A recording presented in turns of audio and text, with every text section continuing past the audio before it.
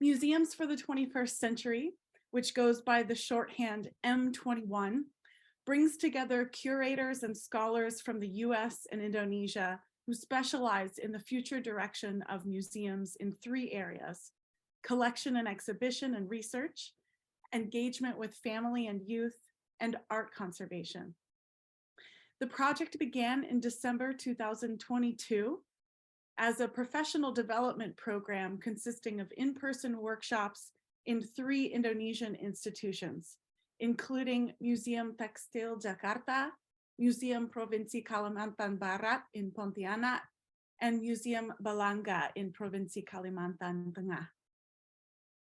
This webinar series is designed to disseminate results from those in-person course modules conducted in December of last year, as well as address additional challenges faced by Indonesian museums for wider public audiences.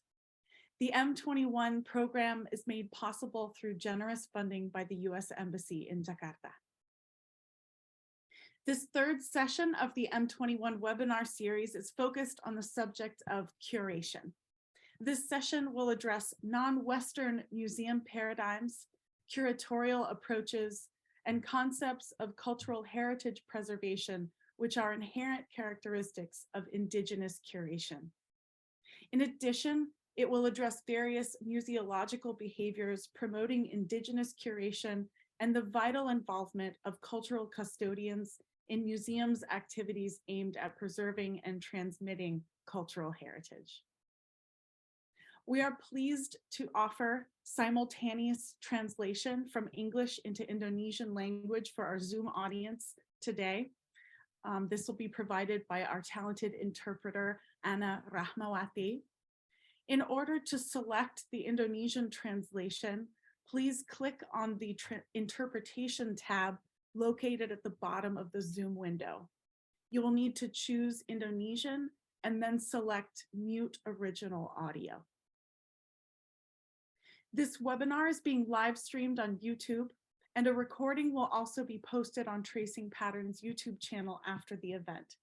We ask that all attendees please mute their audio during the presentations. The structure of the session will consist of 45 minutes of presentations by our 2 guest speakers, a 10-minute response from our moderators, followed by a Q&A session open to the audience. You are all welcome to input your questions in the chat on Zoom at any time in either English or Indonesian language. We will also take questions from the YouTube live stream. When you are submitting questions, please note your home institution as well as the speaker to which you would like to address the question. Now it is my honor to invite our panelists for today. If I can please invite Christina, Anna, Sandra, and Rob to join me on the screen. Welcome everyone. Our moderators for today's session are Robert Ponasan and Sandra Sarjono. Robert Ponasan is a senior fellow in the Asian Cultural History Program at the Smithsonian Institution's National Museum of National History in Washington, D.C.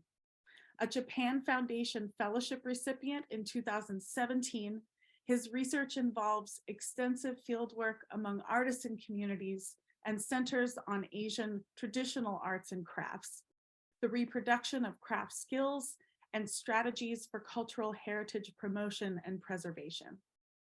The co-author of 4 books, his recent publications include Endangered Craft Traditions and Museums, Lessons on Sustainability from Japan and the USA, Kazakhstan Partnership, published last year at the Central Asian Journal of Art Studies. Welcome, Rob. Our second moderator is Dr. Sandra Sarjono. She is the founder and president of the Tracing Patterns Foundation, a nonprofit organization that does research and promotes cultural heritage, particularly in the field of textiles. She earned her doctorate in art history from the University of California at Berkeley with a dissertation thesis entitled Tracing Patterns of Textiles in Ancient Java, 8th through 15th Century.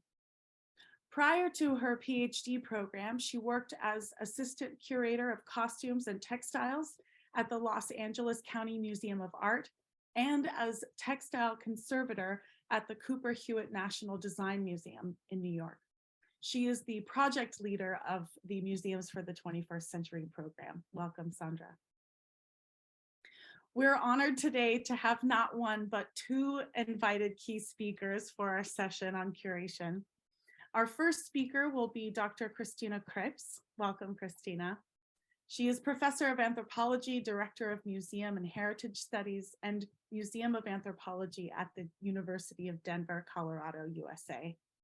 She has been studying museological forms and practices from historical, cross-cultural, comparative, and international perspectives since the 1980s. Christina has focused on museum coloniality and decoloniality in the Netherlands and Republic of Indonesia, and also has been involved in museum development and heritage training programs in Indonesia, Vietnam, Thailand, and Europe, in addition to the United States. She is currently co-editor of the Routledge series Museum Meanings with Richard Sandel of Leicester University. Welcome, Christina. Our second guest speaker today is Dr. Anna Labrador, an honorary senior fellow of the School of Historical and Philosophical Studies, Faculty of Arts at the University of Melbourne in Victoria, Australia. She is concurrently a member of the International Conservation Advisory Panel, National Heritage Board of Singapore, Conservation Advisor for the Central Visayas Museum Association, based in Cebu City, and member of the External Advisory Board, Reconnect, Recollect, Reparative Connections to Philippine Collections at the University of Michigan.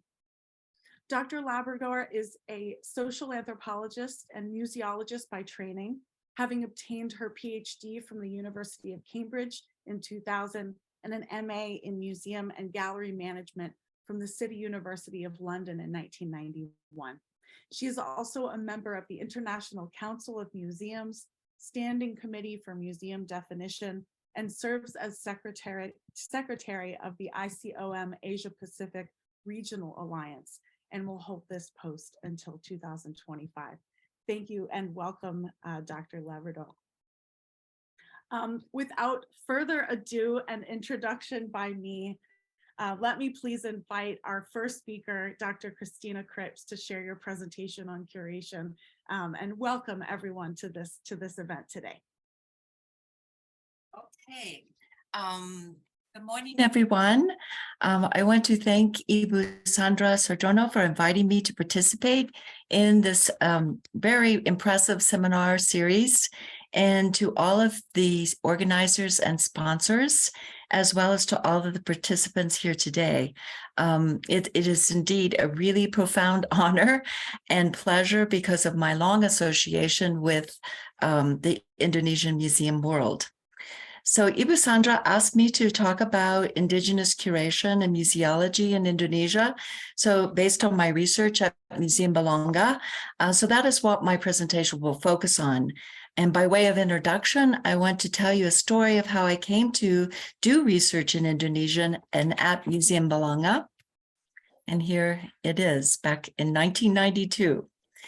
So my journey to Indonesia actually began in the Netherlands back in 1987, when I went there to study Dutch anthropology museums and their approaches to the display and interpretation of non-Western cultures in colonial and post-colonial periods. I'm sorry, Christina, I think you need to start your screen share. Oh, it didn't work. I'm very, very sorry. I apologize for that. Okay. Oh, that's very bad of me. I really am sorry for that. Okay, here we go.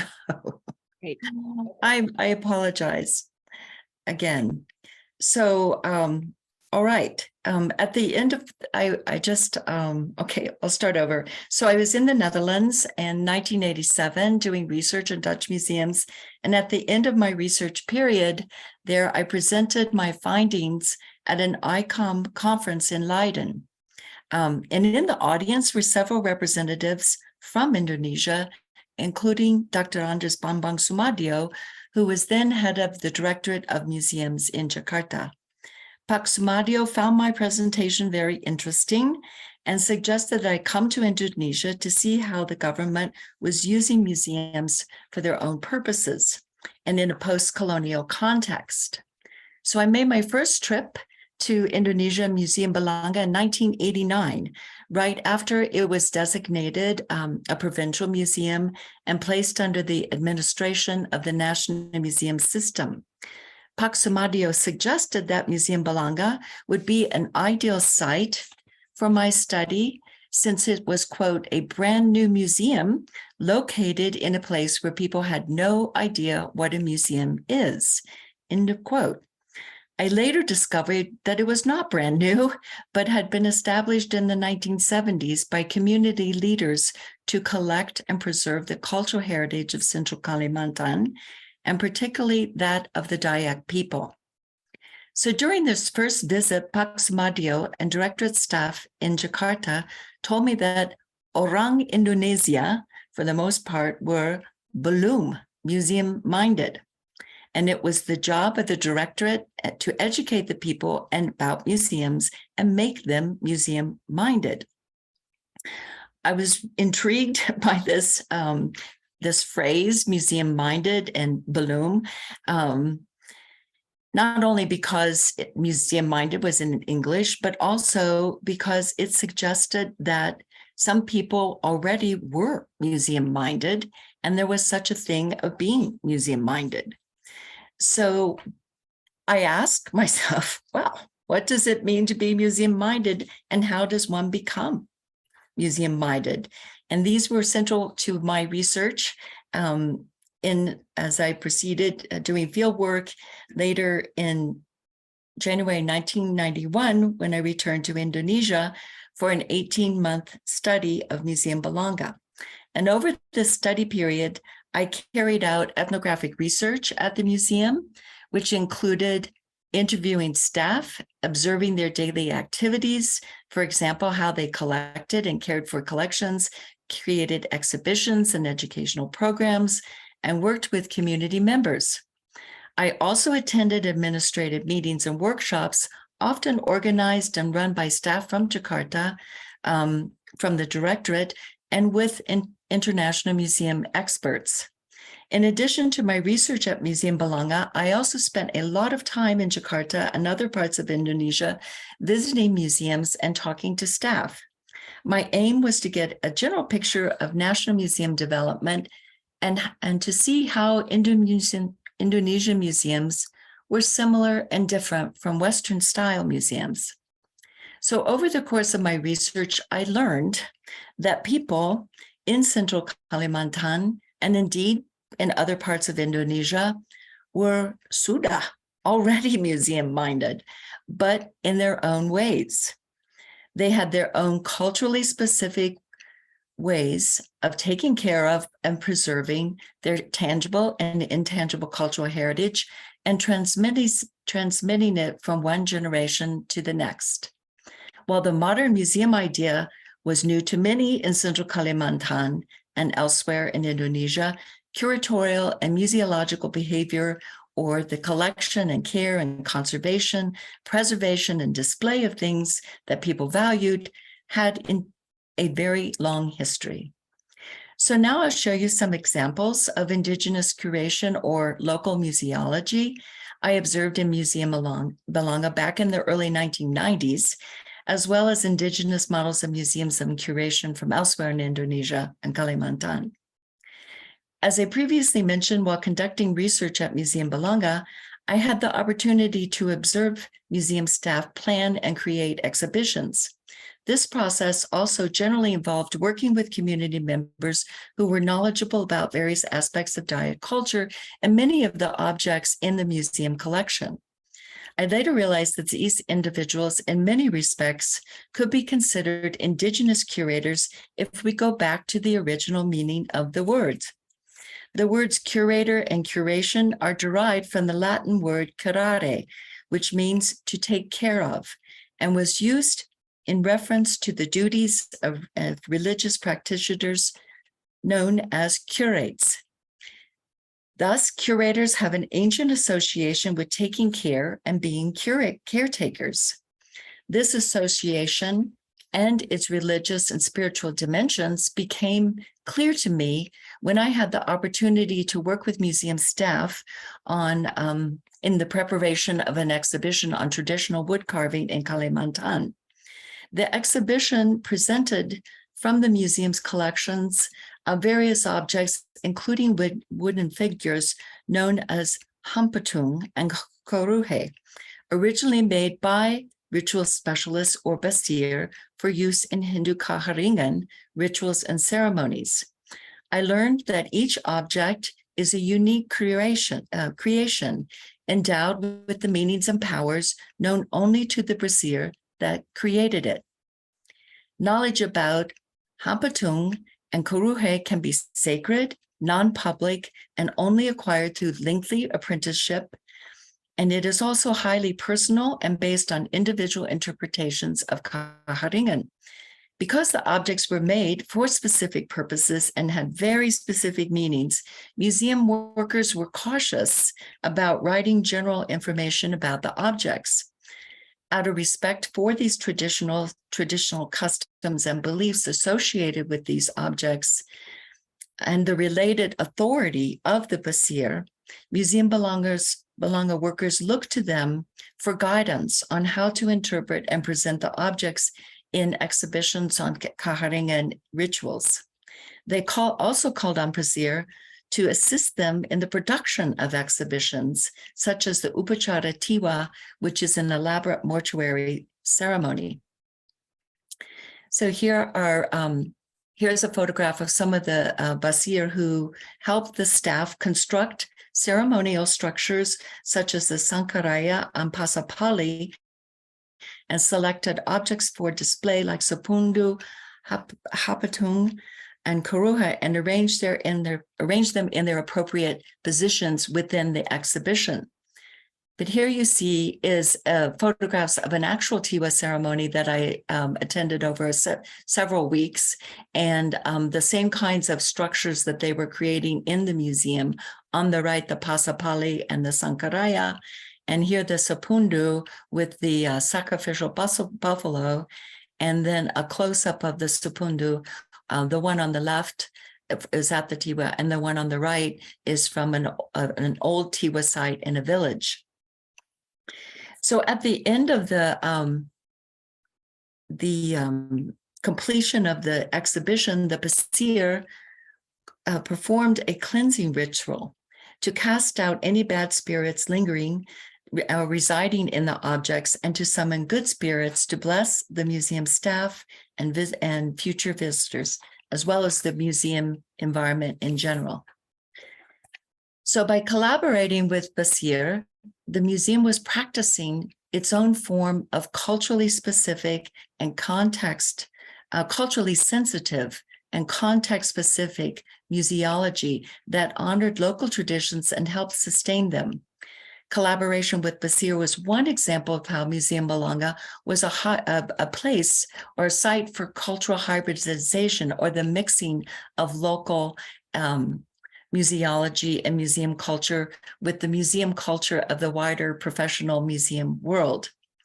So earlier I noted that Basir and other cultural experts could be seen as curators if we think of the original meaning of curator as caretaker. But as I observed, the roles they played and the tasks they performed in Museum Balanga was not far from the contemporary professional idea of a curator and curation. Similar to professional curators, Basir possessed specialized knowledge acquired after a long period of apprenticeship, and used this knowledge to interpret objects in the museum collections for general audiences. Also, like contemporary curators elsewhere, their work extends beyond just taking care of collections. In addition to collecting, researching, managing, and interpreting collections, many of today's curators are also deeply engaged in community work and see it as a form of social service. This kind of cross-cultural comparison of curators and curation is an example of comparative museology, which is an approach or research methodology that grew out of my original research at Museum Bologna and has guided my study of museums in many different countries and cultural contexts over the past decades. So this is a very text-heavy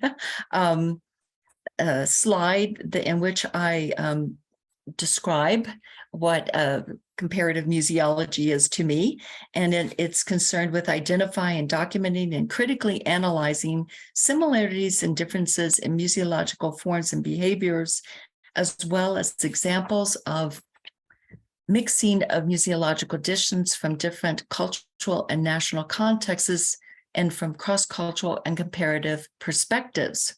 It helps us understand how people from diverse cultural contexts know, experience, care for, and protect what they value, as well as their particular ways of being in relationship with their material and immaterial worlds. It sheds lights on our own practices so we can see them in new and different ways, and how what is considered appropriate or so-called best practice in one time and place may not be so in others. It provides lessons in how to improve practices and develop more culturally sensitive and appropriate approaches and to the care and preservation of tangible and intangible cultural heritage, and shows that there's not one standard universal museum model or museology, but a world full of museologies.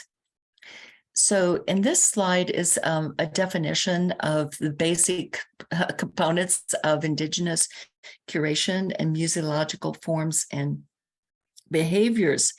And so I propose that comparative museology also helps us identify these in places we might not always expect to find them. For example, in vernacular architecture, religious ceremonies and practices, as I just showed you with the curatorial work of the Basir, in social organizations, especially kinship systems and ancestor worship, artistic traditions and aesthetic canons, knowledge of art and relationships to people's natural environment, and then conceptual frameworks and social practices that support the transmission of culture through time, which is basically a definition of cultural heritage preservation. So so one example of one Indonesian concept of cultural heritage preservation is Pusaka, and that it has worked this concept has worked to protect and preserve valuable cultural property and transmit cultural knowledge and traditions through the generations. So I know many of you already know what Pusaka is, and I don't really need to elaborate, but here is a definition that I took from the book Pusaka, The Art of Indonesia from the National Museum, and that I'm not going to read it for the sake of time, but it is something that is inherited, that there is analogous to the English word inheritance, and as an heirloom, that's something passed down through the generations. So tangible forms of Pusaka can include textiles, jewelry, ornaments, weapons, ceramics and beads, land, ancestor figures, and houses. Intangible Pusaka can be songs and dances and oratory, or a symbol or a name. Virtually anything can become Pusaka, although not everything that is inherited is Pusaka, nor are objects created to be Pusaka. It becomes Pusaka in the course of its social life. As the Indonesian curator and anthropologist Suwati Kartiwa explains, Pusaka are social constructs or ideas, and it's the meaning a society gives these objects, not anything innate in the objects themselves, which make them Pusaka. So because it is a social construct, she states it's more appropriate to think of it in terms of social relationships, because Pusaka emphasize, express, and define relationships within society. In some places, Pusaka is under the care and protection of ritual specialists, leaders of customary law, or royal functionaries who act as Pusaka curators.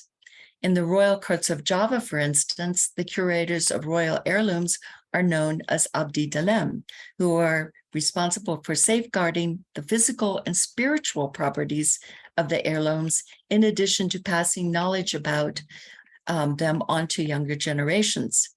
So today, rights to the ownership of Pusaka may be transferred to a public museum in which Pusaka becomes the heritage and cultural property, not of an individual or family, but of a community, a province, or the nation. Thus, museums could be seen in this respect as a house for Pusaka. So a particularly important form of Pusaka among Dayaks are these large Chinese jars called balanga, from which the museum takes its name. And as many of you know, balanga have played a central role in Dayak economic, religious, and social systems, and have been integrated into rituals and ceremonial life. They've been used in daily life to store rice and other staples and brew rice wine for ceremonies and rituals, and in the past as burial urns. Above all, they've been symbols of status and wealth. And the most precious jars are those handed down as family heirlooms. As treasured Pusaka, they've also been treated with ceremony and great respect. So the Dayak skill at collecting and trading balanga is well documented in the ethnographic literature. Several authors have written about how certain Dayak groups were particularly adept at trading and having jar experts or even connoisseurs who were knowledgeable about various types and values of jars and knew how to identify whether one was authentic, what its provenance was, dating, qualities of their glaze and form, and other criteria that determined value, very much like a connoisseur or curator. In addition to economic and aesthetic value, jars have been held in spiritual and religious, have been valued for their spiritual and religious significance, as well as their supernatural powers and agency in being able to make things happen or transform themselves. So one author wrote that in the 1980s, few jar experts still existed in Malaysia and Borneo, but actually in my work, during my field work, I discovered this was not the case at all. In visits to villages and in people's homes, I saw large collections of jars, and they were part of every religious ceremony I attended, as well as weddings and funerals. And jars were still being used to settle community grievances according to customary law, or adat, and were also part of a bride's dowry. I also encountered several individuals who knew a great deal about jars, including their classification and customs dictating their uses, how to repair them, and their associated stories and legends. One individual told me that in order to become a jar expert, one had to berguru, or apprentice, and pay for this specialized knowledge. Okay, so much attention has been given to the care and protection or curation of balanga. Like other forms of Pusaka, they're usually carefully stored in specially designated areas within houses, or only brought out at special times like weddings or funerals. They may also be stored in a family or community's rice barn or lumbung, which can be seen as an indigenous model of a museum. The lumbung is similar to a museum in the sense that it functions as a storehouse for valuables that include not only rice, but also cherished heirlooms such as gongs, ceramics, and ritual objects. Due to their preciousness, the preciousness of their contents, lumbung are also considered sacred and spaces and likened to temples and shrines in their design, architectural features, and hallowed nature. evidence of the cultural significance of Lumbung throughout time is seen in this bas-relief at the base of the famous Borobudur temple in central Java. Some rice barns are elaborately decorated structures like these Toraja rice barns. And I was introduced to the idea of the Lumbung as a indigenous model of museum in this village in East Kalimantan by that man on the left, who was the one that suggested that the Lumbung was similar to a museum. And I visited this village in 1996. The rice barn here is akin to a lumbung in that it is designed with conservation in mind, as well as just being, not only just being a space to conserve things, but actually showing evidence of conservation measures, such as the thatched roofing and movable awnings that you can see, and vents that are used to control the interior temperature and airflow, which of course is very important in the climate, the hot and humid climate of Borneo. And also this airflow is important to check or retard growth and mildew. For this purpose, I learned that charcoal is also placed inside the lumbungs at times as a dehumidifier. And the interior can also be fumigated with the smoke of smoldering red peppers, which are known to contain antibacterial and antifungal agents. So the rice barn features these ingenious, what I think are ingenious pest control measures, which are these curved planks at the top of the piles. And so that if mice or other rodents try to enter, they can't. So it was these features that I found particularly impressive as indigenous conservation practices. So certainly we can see how museums like Museum Balanga have taken over some of the functions of traditional Pusaka keeping places and the roles of traditional caretakers.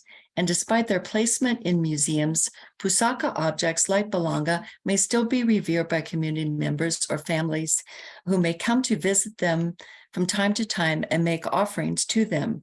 In this case, we see again this mixing of the local and the old and the new in a particular contemporary museum context. So as I have argued for a very long time now, indigenous curatorial practices, approaches to heritage preservation are not only examples of world museological diversity, but also world cultural diversity. And as such, they are valuable cultural expressions worthy of preservation in their own right as part of people's heritage and identity. For the promotion and preservation of museological diversity, I have proposed this idea of appropriate museology, or the development of museum practices that are adapted to specific cultural, social, and economic settings, building on people's own museological traditions and mixing them with professional museum methods. This is a means of making museums more suitable to local conditions and thus more sustainable in the long run by better integrating them into local society and involving community members. So in conclusion, appropriate museology, I suggest, can be a means of keeping local indigenous museologies alive, and that is, in my opinion, the point of cultural heritage preservation. So terima kasih, and I'm just showing these slides that if you're interested in reading more about these practices and my research over the years, these are two books available online. So again, thank you for listening, and I shall now turn it over to Dr. Ana Maria Labrador, who is our next presenter. Thank you.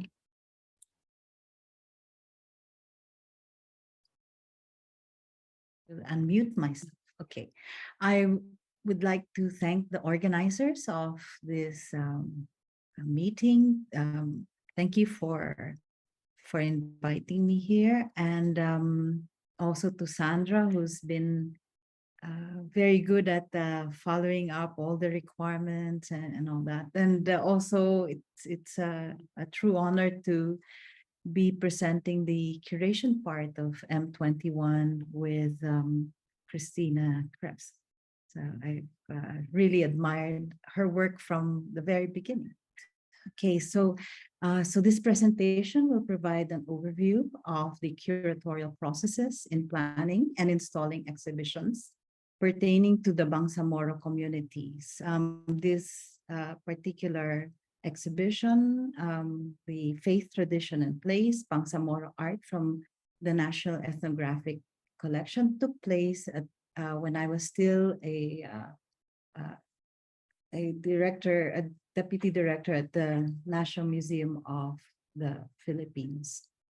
So this took place at the National Museum of Anthropology in Manila, and which was inaugurated in October 2014. Before this, I will introduce issues on the cultural complexity of the Bangsamoro that inform the conceptual understanding of the collections selected for the exhibition. Later, I will provide a discussion on designing a program for equity and access that recontextualizes the material culture that will be put on display. Eventually, as I'm proposing in this lecture, marginalized communities may be drawn to museums through a series of strategies, such as designing exhibitions, using the language with which they are familiar and comfortable, and creating programs that will elicit pride in what they see. Finally, I would like to propose a more critical assessment as museum practitioners, for instance, my own practice, and adapt a reflexive form of museology.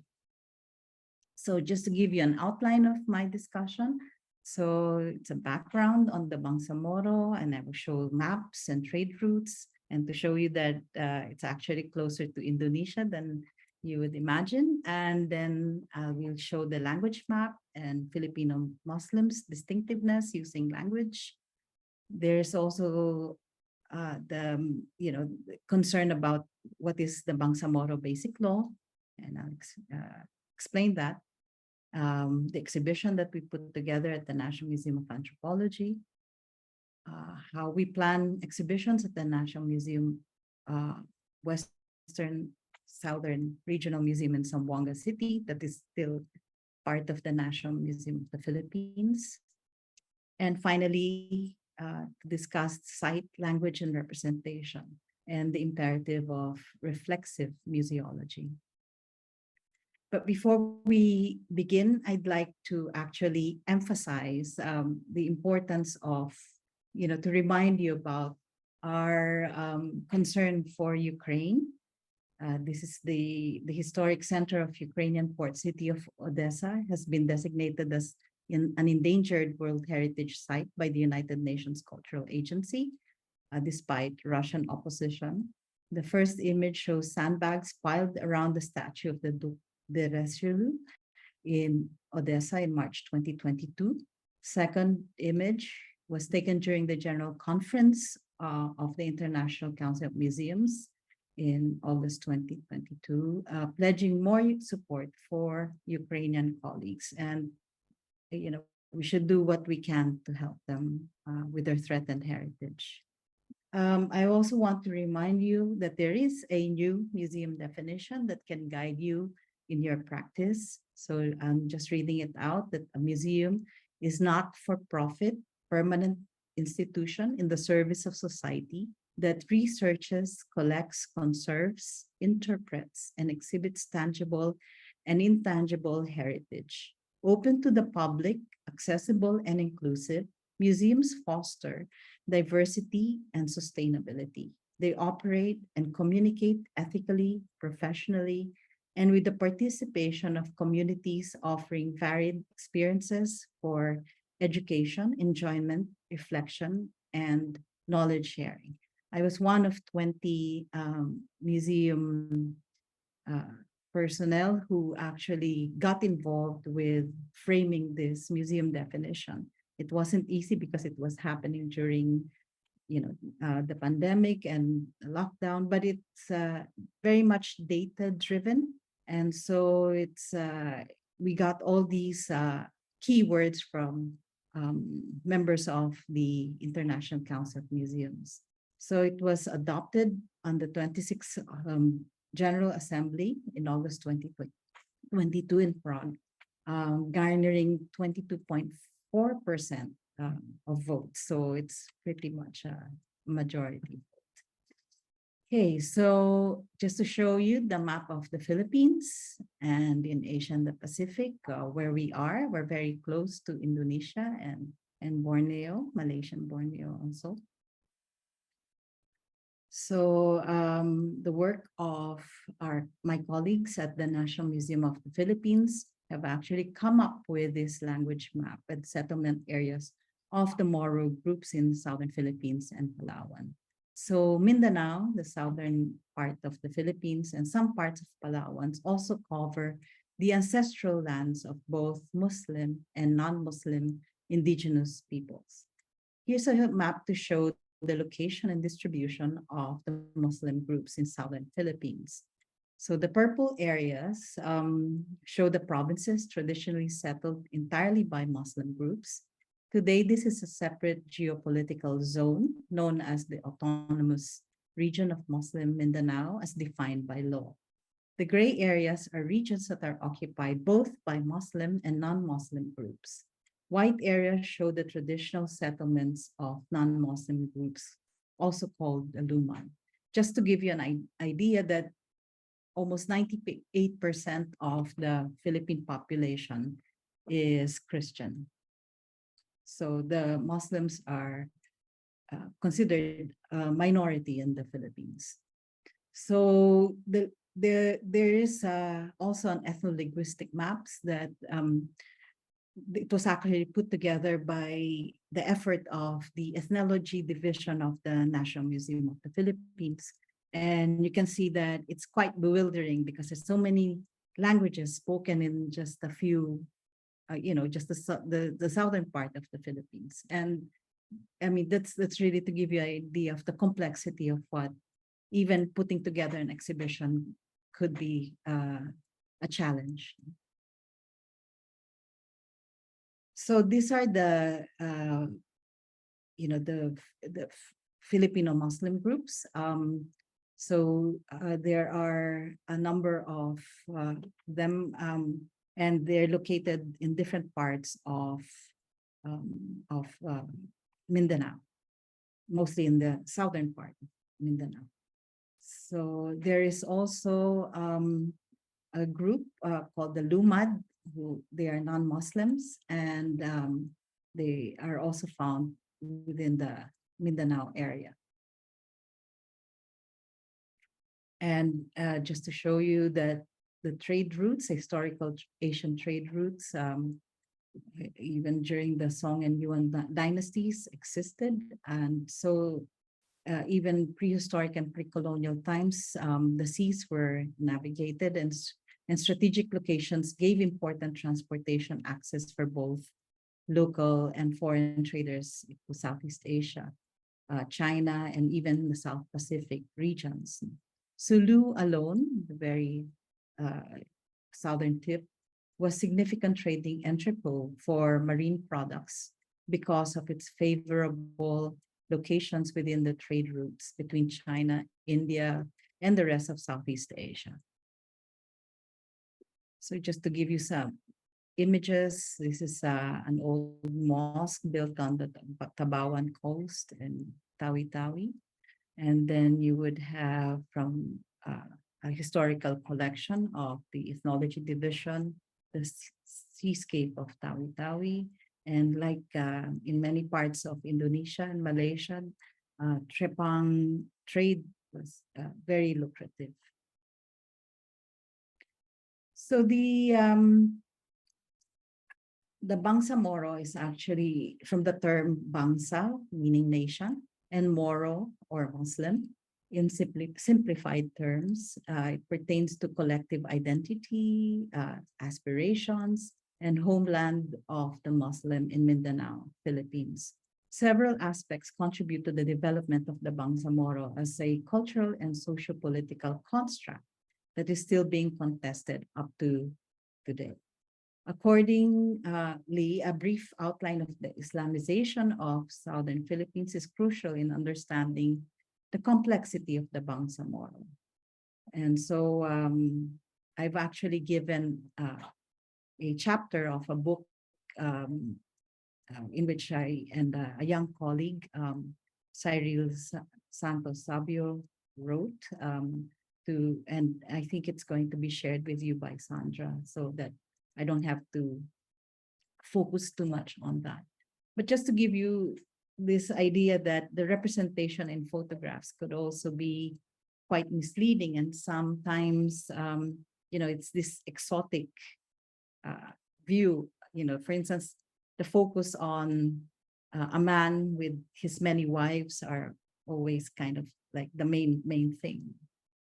So this came from the Smithsonian collection. So during the time of the US colonial government, the Department of Interior was established, and then the Bureau of Non-Christian Tribes. When Spain ceded the Philippines to the United States of America in 1898 under the Treaty of Paris, Mindanao was nearly unaware until the American soldiers moved to different sites of political and economic interest. It is a program that came from the Department of Interior through Secretary Dean Forster, who believed in the civilizing mission of their colonial government. Here, he's posing next to a Negrito man, another indigenous group in the Philippines, another indigenous group in the Philippines, showing, like his superiority in a way. He's 6 foot tall. And so he then set up a special branch of the department, the Bureau of Non-Christian Tribes, a zoologist by training and graduate of the University of Michigan. Worcester held the post from 1901 to 1913, appointed by the Philippine Commission headed by William Howard Taft when he was still a judge and before becoming president a US president in 1909. So these are photos of the Moro Constabulary and the Datu of Bayan. The Moros resistance. So the Moro comes from the term that it was a denigrating term used by the Spanish, the Moors, but it's now become like a part of their active identity formation and form of resistance. So the Moros resistance and negative attributes persisted until the American colonial period, wherein the Muslims of Mindanao were clustered into one region and were administered by the colonial government separately from the rest of the Philippines. Moro elites, however, struggled to negotiate with the colonial power in asserting that they were indeed a separate entity from the colonized and Christian Filipinos. Current mobilized Moro groups based their assertions for self-determination and self-autonomy from such historical evidence and their Sultanate legacy. These assertions often led to armed conflict in Moro provinces that continue to this day. So just to give you a brief overview of the Bangsamoro Basic Law, it's a politicized concept. It's a draft still being negotiated, and it's refers to a separate political entity. So the definition basically is that those who at the time of conquest and colonization were considered natives or regional inhabitants of Mindanao and the Sulu archipelago and its adjacent islands, including Palawan and their descendants, whether mixed or of full blood, shall have the right to identify themselves as Bangsamoro by ascription or self-ascription. Spouses and their descendants are classified as Bangsamoro. So you can appreciate the challenge, no, putting together an exhibition such as this. It is still in the National Museum of Anthropology in Manila. So in the exhibition, Faith, Tradition, and Place, Bangsamoro Art from the National Ethnographic Collection, material culture from Muslim areas in southern Philippines is presented as signifiers of Islamic identity or its affiliation, and as outcomes of interactions and negotiations with other Southeast Asian cultural traditions.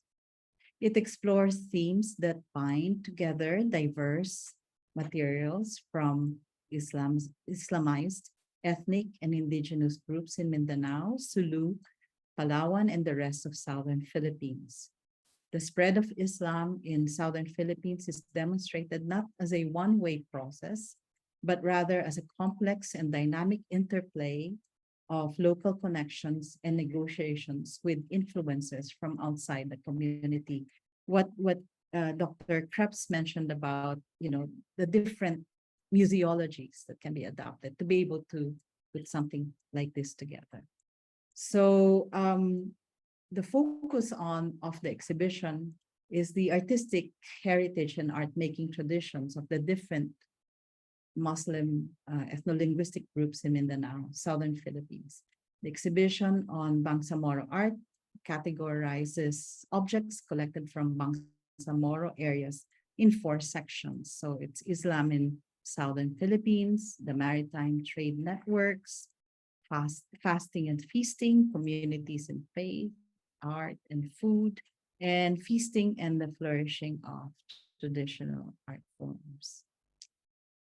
Okay, so, but I would like to actually focus on the challenge of putting together textiles. So the curatorial team members from the National Ethnographic collection were team members of the ethnographic division were hesitant to label the collection Bangsamoro because of its political tone. Further, several studies and literature reveal contentious premises surrounding its conception. On the other hand, labeling the collection Bangsamoro allows the National Museum to present developments in the meaning-making of Islamic material culture in the collection. So it also enabled us to actively engage with the contemporary stakeholders of the collection, given that certain provision in the proposed Bangsamoro Basic Law concerns the management and custodianship of Islamic cultural and artistic properties in the Philippines. So it's also a challenge because physically textiles are very fragile. So we don't get a sense of how big these textiles are, but I'll show one later on. So there were 10 groups in Muslim Mindanao that were represented in the national collection through textiles, personal ornaments, weapons, wood containers, brass implements, architectural decorations, religious paraphernalia, musical instruments, and other agricultural and crafts, tools, and materials. So quite interesting because I want you to focus on this particular piece of textile because it was really quite difficult to mount fragile items like this one. So one of the most difficult was really installing the rinupud or the canopy with the mosque design collected in 1977 by Omaira Kona in Lanao del Sur. The canopy was used previously as decorative hanging over the bed of a Maranao elite family. And it was quite big, 379 centimeters by 371 centimeters. It is made of silk with central frame embroidered with the text that reads as Baisama Gindanao, a mosque complex, and several zoomorphic botanical and cosmological designs. So what has happened is because it was so fragile, the canopy has become like a bed cover, which is, we needed to explain that to visitors who would ask. Then also the programs of engaging the public. So there have been a number of weaving demonstrations and lecture series, particularly this one, the Sama and Tausug Tepo and Tutu weaving demonstrations and lectures. So this is, sorry. This first image, second image, sorry, is the lecture of lawyer Salma P. Rasul, who talked about the Bangsamoro Basic Law, and she was with Sama Tepo weaver Nurfaida Dalimbang. And then this image weaving demonstration attracts young visitors to learn the art of tutup or food cover by Tausug Jamija Kasim and Sia Muhammad. While, it's really quite attractive to have all these public engagement, I've always felt a certain unease, and I'll explain later on why I'm uneasy about this. And then next is this slide shows weavers from Maranao and Maguindanao communities. You would have,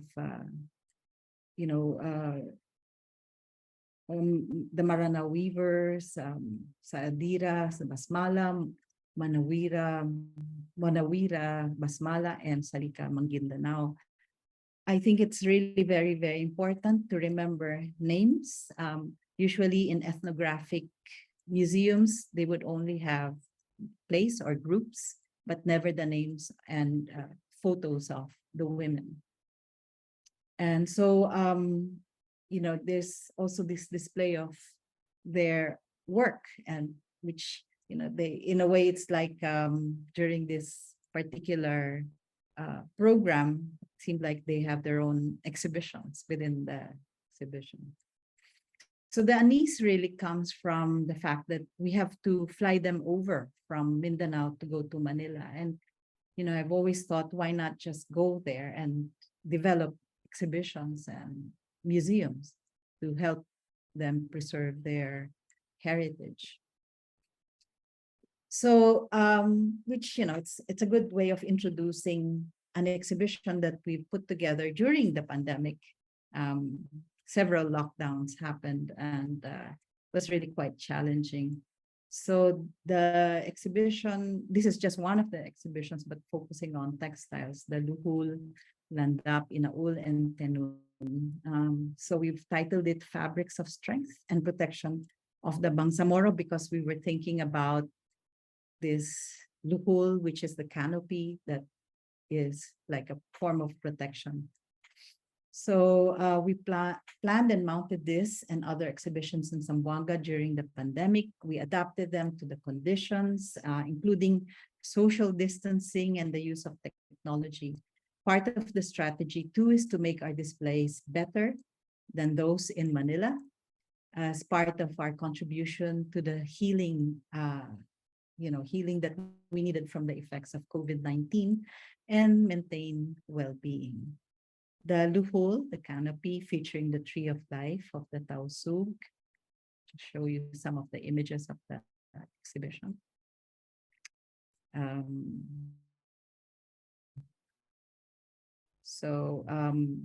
It's really quite a stunning display, because the material themselves, the textiles, were really quite stunning. And this is the Luhul, which is symbolizes the tree of life for the Tausug, and it's really a lot better than the one in Manila, and it's really amazing.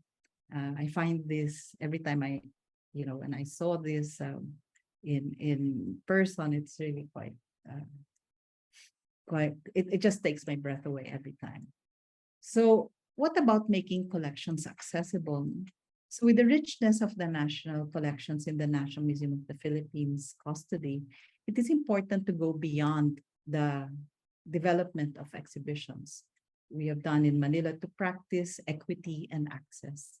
Employing technology and better display techniques, the National Museum in Zamboanga is a good example of making its public program visitor-led. So this first image shows that the primary languages used for labels and other texts are local ones. So we've focused on what was spoken in Zamboanga City and nearby areas. So it's Chavacano, which is a Spanish Creole, and Cebuano, one of the Visayan languages. So Filipino, which is really the national language, and English were in QR codes. You can see the QR codes.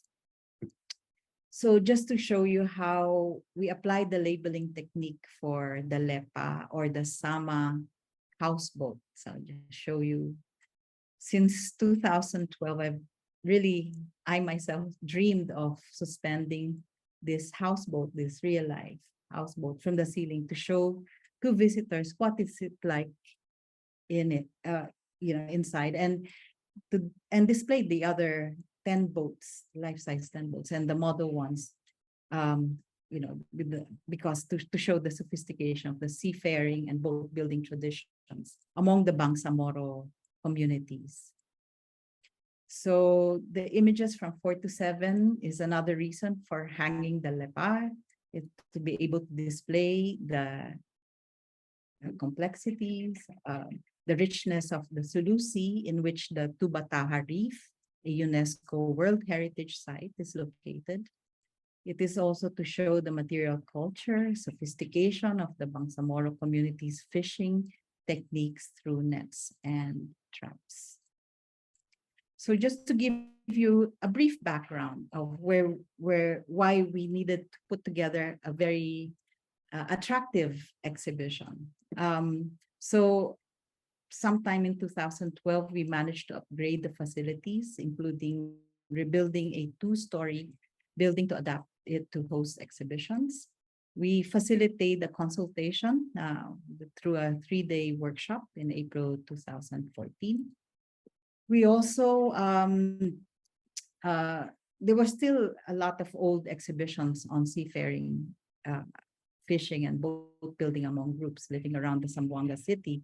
But we also needed to consult with the stakeholders and found out that they wanted to show trade in Port City, and known as the only Latin city in Asia.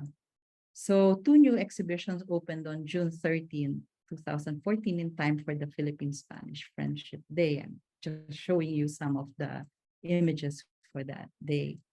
But after 2 months, this is part of the challenge. We had to dismantle the exhibitions due to termite infestation, and took nearly 5 years to correct the issue.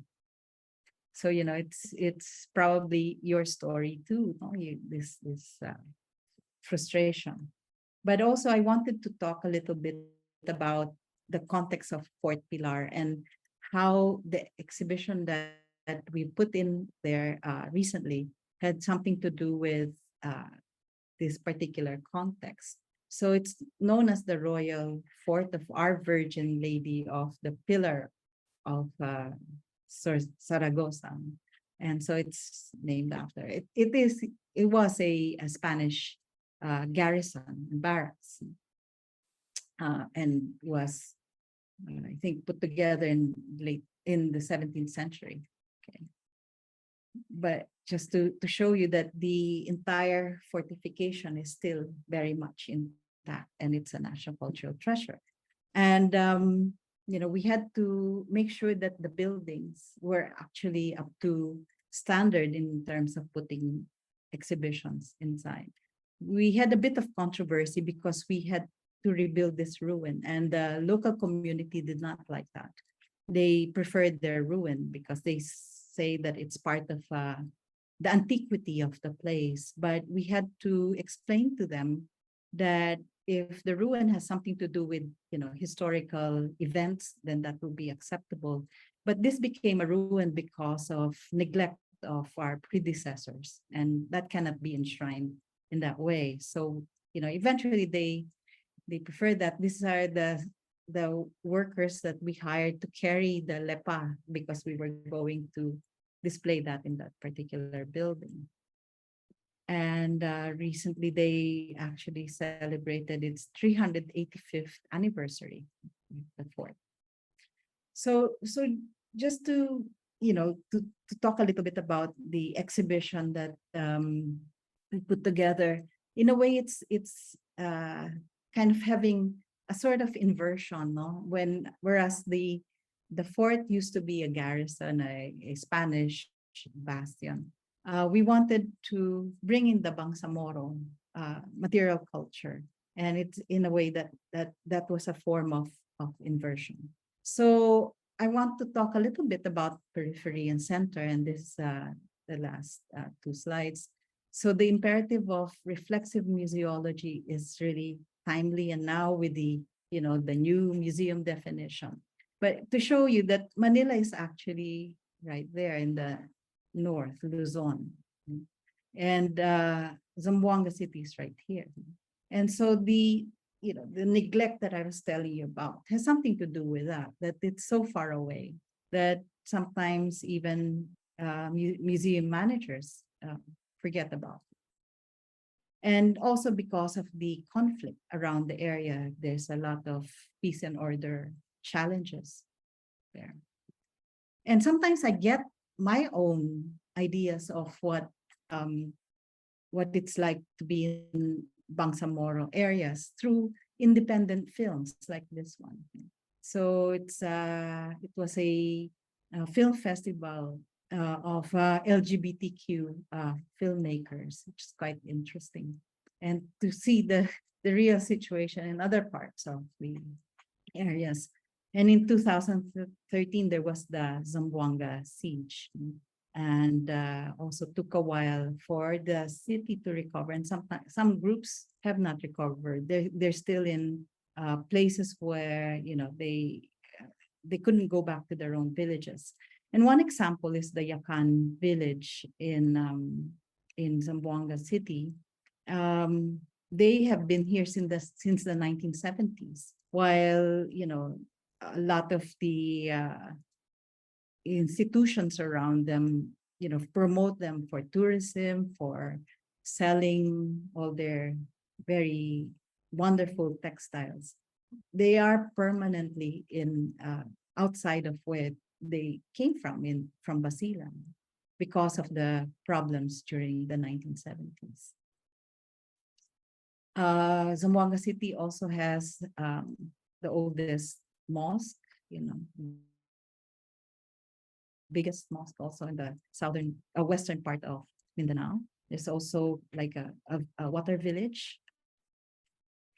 But I want to point out that in the museum, that the National Museum is actually behind this, that somehow this Catholic shrine is actually on the periphery, on the side. So that's why it gives me some ideas about putting the periphery in the center, because it's really quite interesting to see how inversions can happen.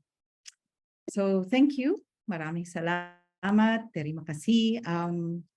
This is me with the Young Tausug Women. And my only regret after stepping down as Deputy Director General Museums, that I never was able to go to Sulu area. Of the 15 museums outside of Manila, I wasn't able to go there and improve. So I always think about Langka Dahum and her struggles, her challenges in Sulu.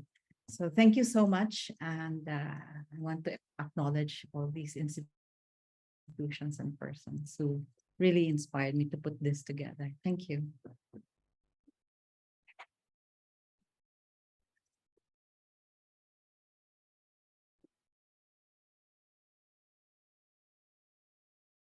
Thank you so much for that presentation, Anna. I would like to invite Christina Kreps and also Robert.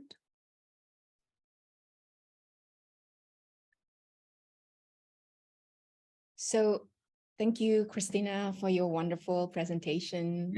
I'm really appreciative of your work in advocating for a reframing, of the concept of museum using these indigenous models. I think you have shown us that within the local context, we can find all signs of museology behaviors, such as the concept of collection, the storage, preservation of both tangible and intangible cultural heritage, and even the idea of connoisseurship and appreciation of beauty and art.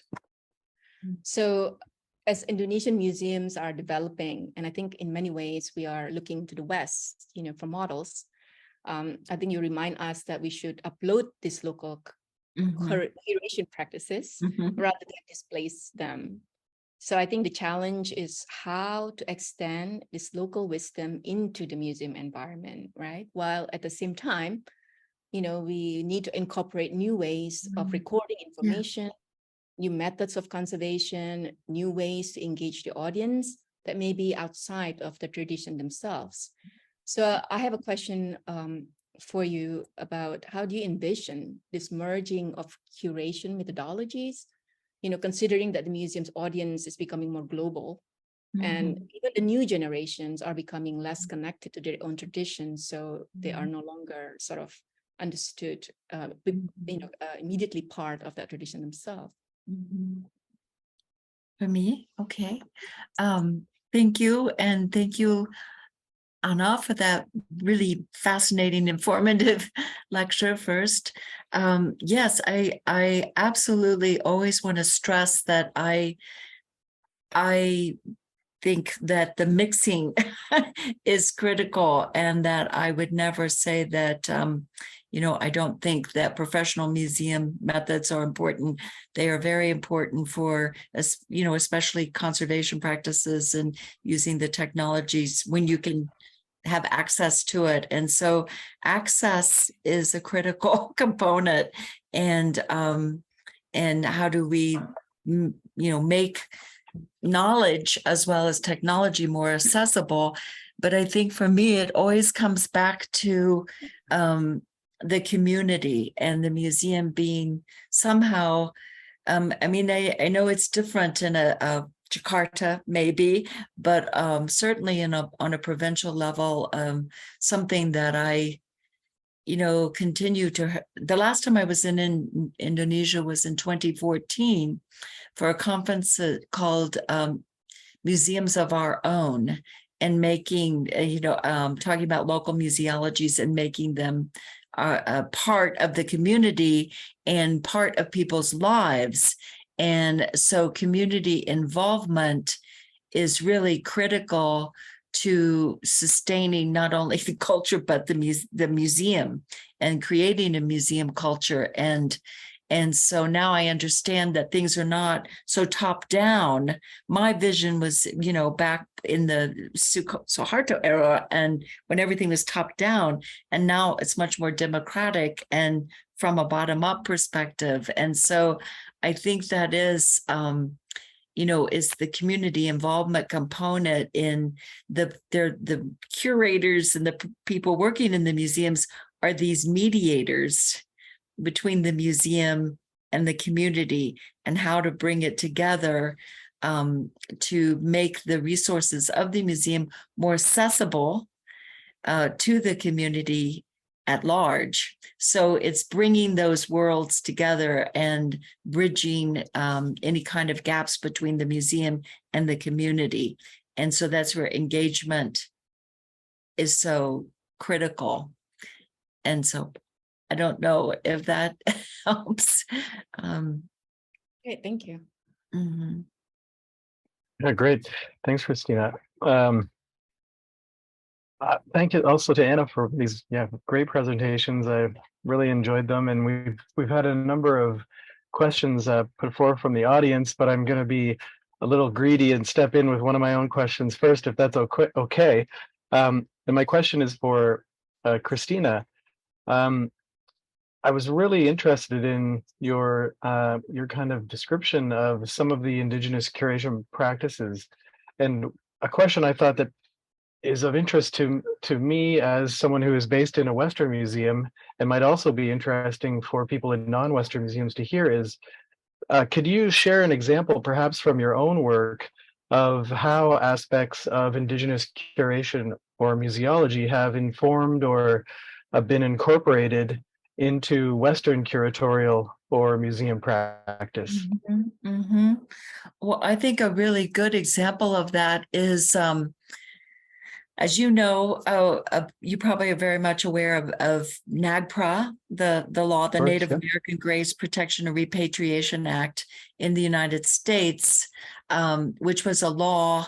Oh, to simplify it, one of its requirements was for museums to make inventories of their collections and notify Native American communities, tribes in the United States of those collections, but it required museums to consult, to actually sit down face to face and consult with tribal representatives to determine which items, ceremonial, sacred, as well as ancestral remains could be returned. So as a result of that, those consultations now and greater collaboration between museums and originating communities, we've learned how people have their own, what they sometimes call traditional care methods, and have been integrating them into the Smithsonian is a good example, and our museum as much as we can. Every tribe has their own ways, has their own protocol for how to work with or treat or handle objects. And, we've separated objects out from general collections that are sacred or ceremonial or should not be seen in the public, should not be on display. All of these different ways that people have traditionally, historically cared for their, and again, it's usually some kind of spiritual leader from the community that comes to consult, or, we go to their communities to work with them. So that's an example of non-Western Native American, in this case, methods being integrated into mainstream museums. And so I think that it's ironic that that's something that we are now really working hard on in the United States to do, but it was something that was very almost organic and natural in the Indonesian context 25 years ago. But we've had to kind of unthink museology and rethink it to be more inclusive of diverse perspectives. And, we talked today a lot about diversity in museums, but we also need to think about diversity of our methods so that they are inclusive of other people's ways of respecting and how they feel about, especially, trying to bridge this gap also between the sacred and the secular divide, especially in the Western museum world. And there was a lot of resistance to NAGPRA by members of the scientific community who saw conflict, in those bringing religion, what they said, by respecting people's spiritual beliefs, you're bringing religion into the museum. And so I think some things that Anna was saying, very interesting about how do you represent Islam, how do you represent any religion in the museum? And I know in Indonesia, that's a important question too. Because of religious diversity, and something that people in Museum Belanga were asked also, well, why is the museum just about Dayak religion? So it gets into all of those kinds of things. I don't know if that answers great. your question, Robert. Thank you. Yeah, thanks very much. Good question. Thanks. That really makes me think a lot about some of these practices that I do see around, for example, the Smithsonian, and how we're changing our methodologies, thinking about them in light of the example, for example, that you talked about with the Basir, and respecting the voices of the people who oftentimes for whom these objects mean the most. Thank you very much. I think, if I can ask one more question, this time for Anna. This leads right, I think, quite nicely into this. At the tail end of your talk, I was quite interested in your description of the importance of reflexive museology, and I was wondering if you could elaborate a little bit more on what you meant by that. Actually, I'm even my own practice. I'm reviewing it because I have now the time to think things through. It's this really this notion of developing systems to be able to incorporate this multiplicity of voices. Mm. And we don't have that system, I think, not yet. And that's why I think even my own personal projects are also works in progress, because we need to think about, we feel very privileged because we're in museums and we're like gatekeepers. And then so we have to think, what have we excluded? What particular areas have we not managed to represent? Even some of the methodologies, we follow in Southeast Asia, we follow all these very Western practices, like for instance, even conservation. But then we go to like the regional museums and we find that it's insensitive. The practice can be quite insensitive. So I think we just have to really, kind of start thinking about what we're doing and how that sort of excludes other groups. Because I think it's far more, I think, worthwhile to bring other people in. And I think the pandemic has also taught us to develop that kind of sensitivity too. It's because we need all these spaces to heal in that way. We can't go back to what it was like before. When we think about numbers and competitions, and we have to start working together. And Mm. that's the kind of reflexivity that I was thinking of. Wonderful. So if I can Thank follow you. up, Anna, thank you. So in your work, is it very challenging to interest the majority community in the Philippines in a Muslim minority culture? Yes, I think people have, I think for most of you who work with communities, it's not easy. It's quite tedious. There are sometimes even some infighting. I now am based in New York and have started to work with Filipino American communities. And that in itself has its own challenges, because they have very specific views and sometimes even cultural baggages with them. And so it's I think, a gift to listen, basically, and then to develop the kind of programs that they might want, but to also give them a kind of framework, so that they have some anchors how to do it better and work together. So it is very, very challenging, I think, and you would agree with me, and I think the other participants would also be aware of that it's not easy, but I think it's worthwhile.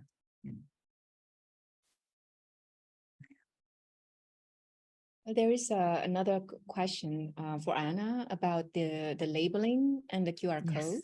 This is from Prinka Saraswati from Gianyar, Bali, textile archivist. So the last time they curated an exhibition, they were considering what language to put first: Balinese, Indonesian, and English. So what do you suggest? It's it comes from talking with the stakeholders, the people you want to direct the program for, and that's where that should be your basis for what kind of language you want to adopt. And it's not just the kind of semantics or linguistics, but it's also, again, access. What kind of language would you adopt in terms of the level of information that you're going to share? The best thing is really not to think in terms of specialist knowledge. Don't assume that people know what you're talking about. but at the same time not to patronize, so it's a very delicate kind of way of putting that together, and that's why I've always pleaded with people to really take the text seriously and not just to hurry it up, and also the translation can, things can be lost in translation and can be people can get offended, and that's why you need to consult, and after you write down text you should share it with people who, it's almost worthwhile to get kind of like advisory board from the community, so that becomes also a rewarding and humbling experience, because that also shows that you're not the only expert. You just have the facility, but it's they're the expert eventually. So we have a question here from a member of the audience. If I can put this forth. This is for Dr. Kreps. It comes from Fikar, who is based in the Presidential Museum in Bogor, Indonesia. His question is, how is a curator to determine the best way to interpret the different potential meanings of a collection? The example he provides is how the same ornaments or objects sometimes have different meanings among various tribes. Yeah, that has come up a lot in my own work, with Native Americans, and again, it's like the language question of which language do you privilege, and it is that issue of, do you generalize for the sake of creating this kind of general category of things that Western museology has always done at the disservice of cultural particularity and diversity. And so again, it might go back to like Anna just mentioned, having some kind of advisory group, community advisory group, in which people come to some kind of agreement or understanding, or you try to give as many interpretations as you can and make it clear that there is no one way of define that. Even in anthropology, we talk a lot about how in the past, when there was such a focus just on the functional, the function of an object, of material culture, when there's all these other dimensions, and now we're much more attuned to intangible cultural aspect of something as well as its tangible. And so there are so many different ways of interpreting and knowing and being in relationship to something.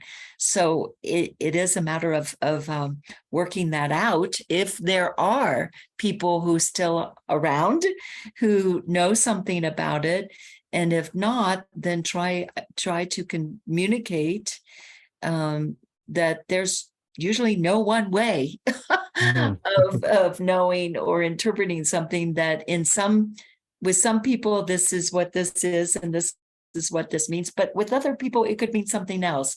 And just by saying that, you communicate there's no one truth about something.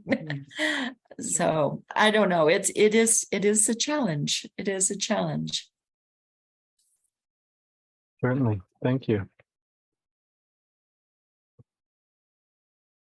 We do have a question for the panel more widely. This is from Michael Gonzalez. He asks, how would the panel consider curatorship, particularly access and display of expatriated collections in Western museums for ethnic communities in diaspora? How can Western museums include these communities? How are community experts included in this process, in these processes and institutions? Perhaps Anna, could I put that to you? Okay. I think it's a matter of also making yourselves known to the museums in your neighborhood. and let them be aware that this is something that you would like to happen, or your community group would like to happen. It's really an argument against like objects that are in their collection that, you know, there's no active demand for repatriation, because, you know, especially with Filipino American groups that are in diaspora, it's really interesting because they can actually make use of those objects and reinterpret them in the way that can actually have meaning to them. I mean, the project that I'm part of in the University of Michigan, I'm just really at the advisory board level, is really something to look, you know, you can help by looking at, for instance, some of the labels that may have been, you know, that made become really more hurtful at the level, contemporary level. No, you can see, for instance, that because of certain colonial discourse, you know, you have all these images, for instance, of Worcester at the University of Michigan. It has to be reinterpreted in that way. It's not just a matter of, I think that's the misunderstanding of curation. It's not just about putting together exhibitions, but really to look into the collections and you know, make it more meaningful for you. If there are certain things that are offensive, then you know, call it out. And that's why I think there's been some examples already. For instance, the Field Museum in Chicago has the co-curation project with the Filipino American community. And I think that's a really good start.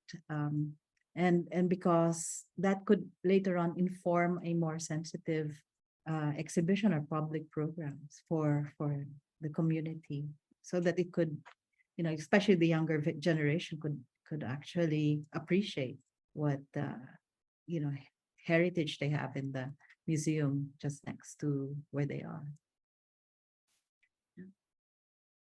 Thank you. Christina, do you want to say the last word? Because I think we have to close after this remark. You're muted.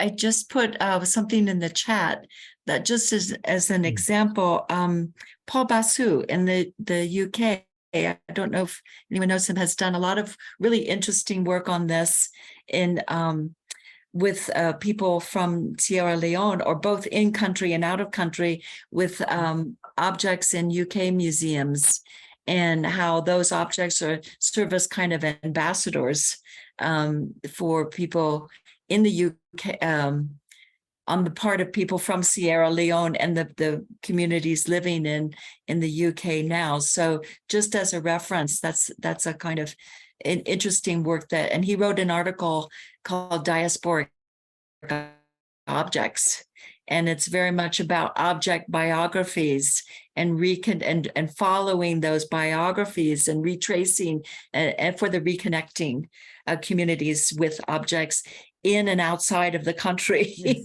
So that I just thought of his work when I saw the question. Great. Thank you. Well, thank you so much. I think we reached the end of the hour. So I want to say thank you very much again to our speakers, Christina Kreps and Anna Labrador. I think you have provided us with further reflection about different type of museologies and culturally sensitive curation approaches. And I also want to say that, you know, our translator, Anna Rahmawati, I think deserve a big round of applause. Thank you. It's not very easy to do. On behalf of the Tracing Patterns Foundation and our co-host, the American Institute of Indonesian Study, AVIS, and also our other partners, Museum Ceria, Institute Konservasi, and Smithsonian Institution's Asian Culture History Program. We want also to thank the U.S. Embassy Jakarta for providing the funding for the M21 program, and then also to all of you who participated in this webinar today. So Once again, thank you and have a good rest of the day. Yes, terima kasih hangat. Yeah. Goodbye. Thank you. Nice to meet all of you. Mhm.